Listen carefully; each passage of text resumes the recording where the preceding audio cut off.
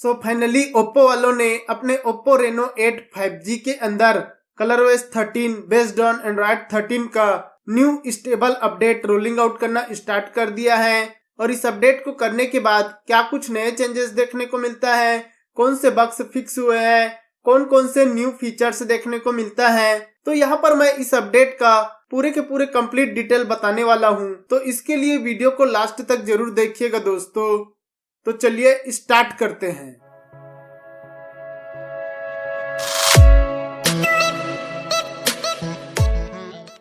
अब यहाँ पर फीचर्स और बग्स के बारे में बात करने से पहले यहाँ पर आप चेकआउट कर सकते हैं, जहाँ पर आपको Oppo Reno 8 5G में C.30 का न्यू अपडेट देखने को मिलता है। और इस अपडेट का जो साइज है 454.60 MB का ये अपडेट देखने को मिलता है। और ये आपको ColorOS 13 बेस्ड ऑन एंड्रॉयड 13 के अपडेट के साथ ऑफिशियल वर्जन स्टेबल अपडेट देखने को मिल जाता है। बात की जाए इस अपडेट के बाद इसके एंड्रॉयड सिक्योरिटी पैच की, तो यहाँ पर आपको एंड्रॉयड 13 देखने को मिलता है और 5 दिसंबर 2022 के साथ latest enhance Android security patch देखने को मिलता है इस अपडेट के साथ। इसके अलावा बात की जाए अगले चेंज की, तो सिस्टम के अंदर यहाँ पर सिस्टम में जो भी छोटे मोटे नॉन इशू थे, बग्स वगैरह देखने को मिलता था, उसको यहाँ पर फिक्स करके पूरे की पूरे सिस्टम परफॉर्मेंस और उसके ओवरऑल सिस्टम स्टेबिलिटी को ऑप्टिमाइज एंड इम्प्रूव किया है, जिससे कि और भी बेटर एक्सपीरियंस देखने को मिलता है इस अपडेट के साथ ही दोस्तों यहाँ पर डायनामिक कंप्यूटिंग इंजन को और भी बेटर तरीके से ऑप्टिमाइज करके उसका स्पीड, बैटरी लाइफ और एप्स एक्सपीरियंस को और भी बेटर तरीके से ऑप्टिमाइज कर दिया है, जिससे कि आपको और भी बेटर एक्सपीरियंस देखने को मिलता है। इसके अलावा बात की जाए अगले चेंज की, तो यहाँ पर दोस्तों इंडिया में काफी सारे लोकेशन में 5G जो है चालू हो चुका है, लेकिन दोस्तों इस डिवाइसेस में इस अपडेट के साथ थोड़ा 5G नेटवर्क का जो कनेक्शन है उसमें प्रॉब्लम देखने को मिलता है। कुछ सिचुएशन में 5G नेटवर्क जो है प्रॉपरली कनेक्ट नहीं हो पा रहा है, तो ये प्रॉब्लम इस अपडेट के साथ देखने को मिल जाता है।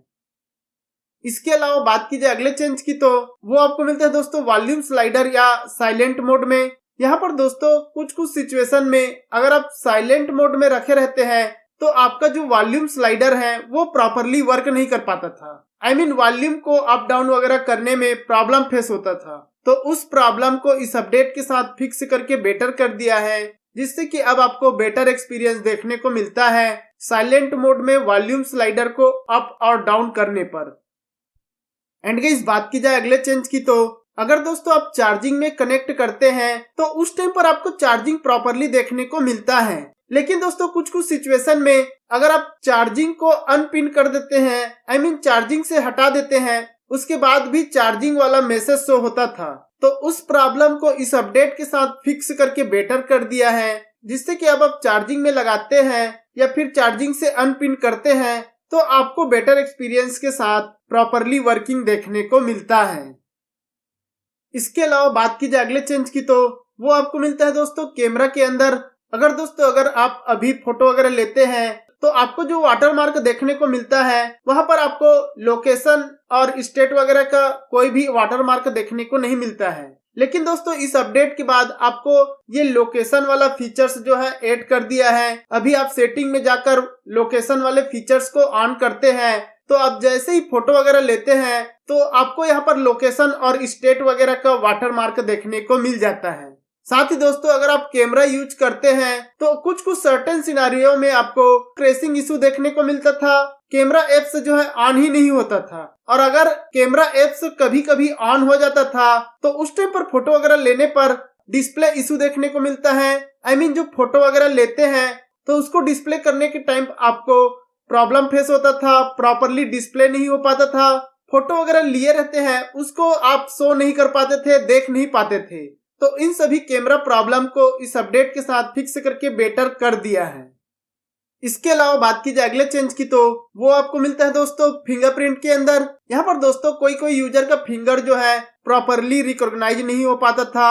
साथ ही दोस्तों अगर आप फिंगरप्रिंट को इनरोलमेंट करना चाहते हैं या रजिस्टर करना चाहते हैं तो उस टाइम पर फेलियर इशू देखने को मिलता था। इनरोलमेंट वाला जो पार्ट है वो बार बार एग्जिट हो जाता था, तो उस प्रॉब्लम को भी इस अपडेट के साथ फिक्स करके बेटर कर दिया है, जिससे कि अब आपको बेटर फिंगरप्रिंट अनलॉकिंग और इनरोलमेंट देखने को मिलता है। साथ ही दोस्तों कुछ कुछ सिचुएशन में फिंगरप्रिंट से अनलॉक करते हैं तो आपका जो फिंगरप्रिंट है उससे अनलॉक हो जाता था, लेकिन दोस्तों डिस्प्ले जो है शो नहीं होता था। फिंगरप्रिंट से अनलॉक होने के बाद भी डिस्प्ले जो है ऑन नहीं होता था, ब्लैक ही देखने को मिलता था। तो उस प्रॉब्लम को भी इस अपडेट के साथ फिक्स करके बेटर कर दिया है। साथ ही दोस्तों अगर आप डार्क मोड में फिंगरप्रिंट से अनलॉक करते थे तो उस टाइम पर आपको काफी ज्यादा फ्लिकरिंग इशू देखने को मिलता था। अनलॉक होता था लेकिन फ्लिकरिंग इशू देखने को मिल जाता था। तो उस प्रॉब्लम को भी इस अपडेट के साथ फिक्स करके बेटर कर दिया है, जिससे कि अब आपको डार्क मोड में फिंगरप्रिंट अनलॉकिंग के टाइम पर बेटर डिस्प्ले देखने को मिलता है। कोई भी फ्लिकरिंग इशू देखने को नहीं मिलता है। इसके अलावा बात की जाए अगले चेंज की तो वो आपको मिलता है दोस्तों नोटिफिकेशन पैनल में। यहाँ पर देखेंगे दोस्तों आपको जो दो बड़ा टॉगल्स देखने को मिलता है वो पहले से थोड़ा हल्का बड़ा देखने को मिलता है। ऐसे नॉर्मली देखने पर ये पता नहीं चलता है दोस्तों, लेकिन पहले से थोड़ा सा बड़ा यहाँ पर देखने को अब मिल जाता है। इसके अलावा बात की जाए अगले चेंज की तो वो आपको मिलता है दोस्तों सेटिंग के अंदर home screen and lock screen के अंदर swipe down on home screen में। यहाँ पर दोस्तों काफी सारे यूजर को अल्फा अपडेट या ट्रायल वर्जन बीटा अपडेट में सेल्फ फीचर्स देखने को नहीं मिल रहा था। तो उस प्रॉब्लम को भी इस अपडेट के साथ फिक्स करके बेटर कर दिया है, जिससे कि अब आपको सेल्फ फीचर्स फाइनली देखने को मिल जाता है, जिसे आप सेलेक्ट करते हैं और होम स्क्रीन में आप नीचे की साइड स्वाइप डाउन करते हैं तो आपको बड़े बड़े टॉगल्स के साथ सेल्फ फीचर्स देखने को मिल जाता है। इसके अलावा बात की जाए अगले चेंज की तो वो आपको मिलता है दोस्तों डिस्प्ले के अंदर। अगर दोस्तों आप आउटडोर में जाते हैं तो आपका जो आउटडोर विजिबिलिटी ब्राइटनेस जो है वो प्रॉपरली वर्क नहीं कर पाता था। आउटडोर में जाने के बाद भी आपके जो फोन का ब्राइटनेस है वो लो ही रहता था, आउटडोर में बढ़ता नहीं था। तो उस प्रॉब्लम को भी इस अपडेट के साथ फिक्स करके बेटर कर दिया है, जिससे कि अब आपको बेटर ब्राइटनेस देखने को मिलता है आउटडोर विजिबिलिटी में। साथ ही दोस्तों अगर आप ऑटो ब्राइटनेस को ऑफ कर देते थे तो उस टाइम पर भी कुछ कुछ सिचुएशन में आपका जो ब्राइटनेस वाला बार है वो ऑटोमेटिक बढ़ जाता था, जिसकी वजह से ब्राइटनेस भी बढ़ जाता था। तो उस प्रॉब्लम को भी इस अपडेट के साथ फिक्स करके बेटर कर दिया है। अभी दोस्तों आप ऑटोमेटिक ब्राइटनेस बार को बंद कर देते हैं तो आपको प्रॉपरली वर्किंग देखने को मिलता है। अगर आप कम करेंगे तो आपको कम देखने को मिलेगा और ज्यादा करेंगे तो ज्यादा देखने को मिलेगा। इसके अलावा बात की जाए अगले चेंज की तो वो आपको मिलता है दोस्तों लैंडस्केप मोड में। अभी देखेंगे दोस्तों आपको पोर्ट्रेट मोड में यहाँ पर नोटिफिकेशन पैनल के पास डाटा यूजेस का ऑप्शन देखने को मिलता है, लेकिन दोस्तों अगर आप लैंडस्केप मोड में यूज करते हैं गेम खेलने के टाइम या किसी भी फीचर्स को यूज करते हैं लैंडस्केप मोड में तो यहाँ पर आपको डाटा यूजेस का ऑप्शन देखने को नहीं मिलता है। तो ये बग्स इस अपडेट के साथ देखने को मिल जाता है। इसके अलावा बात की जाए अगले चेंज की तो वो आपको मिलता है दोस्तों सेटिंग के अंदर नीचे की साइड एप्स के अंदर रिकवर सिस्टम एप्स में। यहाँ पर देखेंगे दोस्तों ये जो रिकवर सिस्टम एप्स है ये पहले भी देखने को मिलता था, लेकिन दोस्तों beta update alpha update trial version के अपडेट के बाद काफी सारे यूजर को यहाँ पर ब्लैंक देखने को मिलता है। सिस्टम एप्स अनइंस्टॉल होने के बाद भी यहाँ पर एप्स का लिस्ट देखने को नहीं मिलता था। तो उस प्रॉब्लम को इस अपडेट के साथ फिक्स करके बेटर कर दिया है। अभी दोस्तों आप कोई सा भी सिस्टम एप्स को अनइंस्टॉल करते हैं तो आपको प्रॉपरली इस फीचर्स में लिस्ट देखने को मिल जाता है, जिसे आप फिर से इंस्टॉल करना चाहते हैं तो आप यहां से उसको इंस्टॉल भी कर सकते हैं। तो ये प्रॉब्लम भी फिक्स हो चुका है। इसके अलावा बात की जाए अगले चेंज की तो वो आपको मिलता है दोस्तों स्मार्ट विजिट्स के अंदर। यहाँ पर देखेंगे दोस्तों अभी आप होम स्क्रीन को पिंच करते हैं और ऊपर साइड में प्लस के आइकन को क्लिक करते हैं तो यहाँ पर आपको सेल्फ विजिट्स पहले देखने को मिलता था, लेकिन दोस्तों इस अपडेट के बाद आपको न्यू डिजाइन देखने को मिलता है।